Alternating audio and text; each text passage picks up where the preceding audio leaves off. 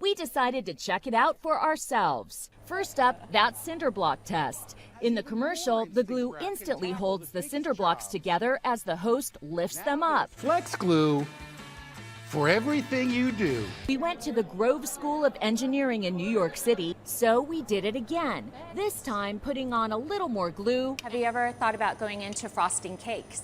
And a little more pressure. Okay. There it is. That time it held. Up next, 1,000-pound weights. In the commercial, they glue 2 blocks of wood together, then attach 1,000-pound weights. But look at the fine print. You're supposed to let it dry for 7 days. Okay, here we go. We did the same thing. Wow, Puts the hold. it's holding. Perhaps the most incredible claim is when the commercial shows video of that 4x4 dune buggy held together with flex glue. So we did it too. Joining Professor 2 is Professor of Mechanical Engineering, Sadegh. Would flex glue really work after gluing the parts together? We brought it to an off-road track.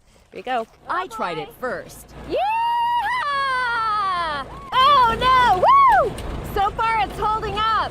Oh boy!